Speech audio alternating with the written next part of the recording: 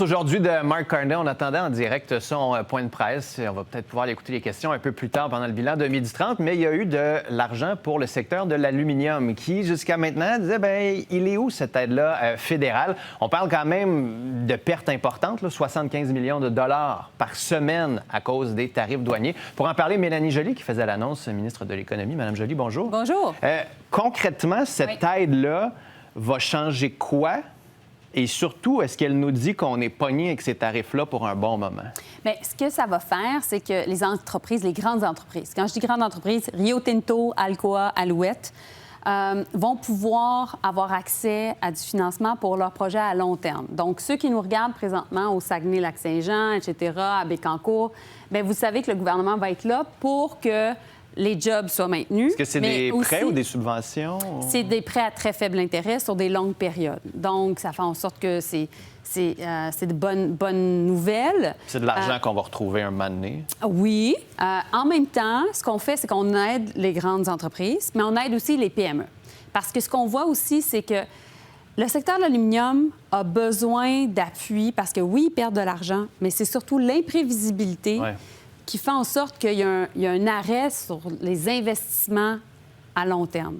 Et ça, c'est dangereux. Donc, on doit être capable de les aider à faire ces investissements à long terme. Et toutes les PME qui travaillent dans la chaîne d'approvisionnement pour ces grands donneurs d'ordre, ils doivent être capables d'avoir accès à des liquidités, à de l'aide pour être capables de maintenir leurs employés. Et c'est ce qu'on fait aujourd'hui également. Est-ce que ça nous dit que les tarifs sur l'aluminium sont là pour rester? Je sais que vous n'avez pas de boule de cristal, là, mais quand vous planifiez, on planifie en mode, tant que Trump est là, il y a des tarifs sur l'aluminium? Bien, c'est pas la première fois qu'il y a des tarifs sur l'acier et l'aluminium. Là, c'est la deuxième fois.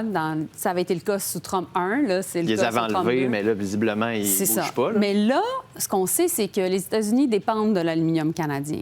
La grande majorité de l'aluminium qui rentre aux États-Unis provient du Canada. Mais là, les inventaires aux États-Unis qui avaient été stockés sont en train de baisser. Et là, peu à peu, nos alumineries ont commencé aussi à envoyer de l'aluminium vers l'Europe. Donc, on pense que les États-Unis vont se réveiller en disant que l'aluminium, ils en ont besoin. Mais, entre-temps, on ne peut pas prévoir quoi que ce soit. Ils vont se réveiller quand? On ne le sait pas. Alors, genre quelle semaine, mois, année? Nous, on pense qu'on est capable d'arriver dans une approche très ciblée à certaines ententes avec le gouvernement américain. Mais il n'y a personne qui contrôle Donald Trump. Il n'y a personne qui est capable de lire dans ses pensées. Et donc, nous, ce qu'on doit faire, c'est aider nos alumineries pour produire pour le Canada, pour deux choses. Pour notre industrie de la défense, il faut qu'on soit capable de bâtir des avions au Canada militaire. On doit être capable de faire en sorte aussi de bâtir des navires pour notre marine canadienne avec de l'aluminium d'ici. Bref, on doit être capable d'augmenter notre capacité de marché domestique. Puis l'autre chose, c'est qu'on pense qu'on est capable de bâtir beaucoup plus de logements.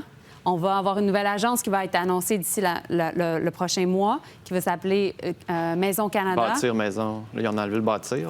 C'est Maison Canada. Okay. Et donc, le but, c'est de construire 500 000 logements.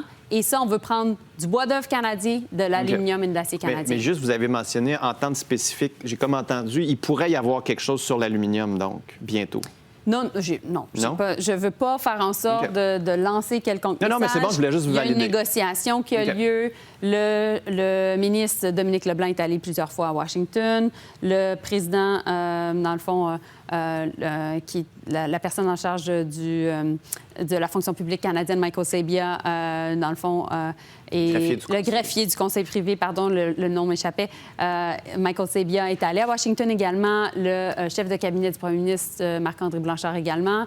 Moi, j'ai beaucoup de conversations avec des PDG du secteur de l'aluminium qui, comme celui, par exemple... C'est encore flou, là. Qui travaille avec les Américains, qui travaille avec nous. Parce que ce qu'on nous disait, c'est qu'à chaque fois que vous y allez, il y a des nouvelles demandes. À chaque fois que vous allez aux États-Unis, ça, c'était Manil Fentanyl, là, c'est ci, là, c'est ça.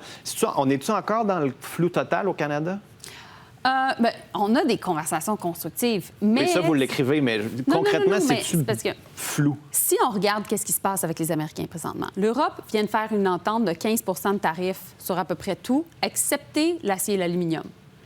Les Britanniques ont fait une entente de 10 de tarifs de base, à l'exception de l'acier et l'aluminium. Même chose pour les Japonais, 15 sur tous leurs produits, à l'exception de l'acier et l'aluminium.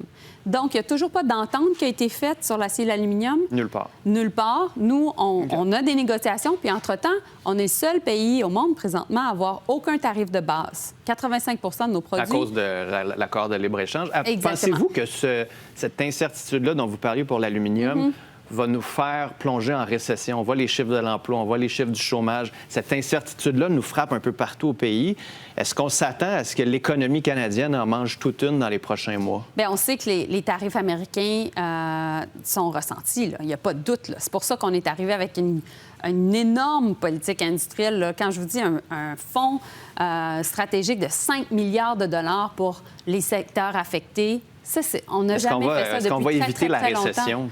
Bien, le but, c'est de rapidement bâtir au pays. Donc, c'est pour ça qu'on va annoncer... On a fait une première annonce vendredi dernier de notre fonds de 5 milliards, de l'aide pour les employés, les travailleurs. On a aussi annoncé pour des petites et moyennes entreprises et surtout une politique d'achat canadien. Puis ça va nous aider aussi à soutenir notre monde de chez nous. Mais l'autre chose, c'est qu'on doit annoncer des grands projets nationaux.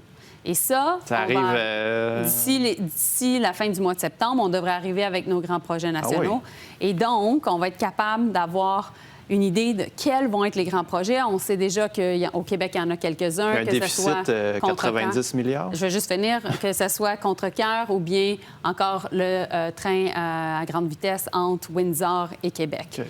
Donc, voilà. Déficit en 1 seconde et demie, en haut de 90 milliards. Ça, le ministre des Finances pourra vous répondre, mais c'est sûr qu'on a déjà dit qu'on allait devoir se boucler, se serrer la ceinture, parce que les Québécois qui nous regardent le font déjà. Nous, on doit le faire également. Merci d'être passé. Au plaisir. Ça m'a fait plaisir. Merci. Au retour, on va analyser ça au bilan.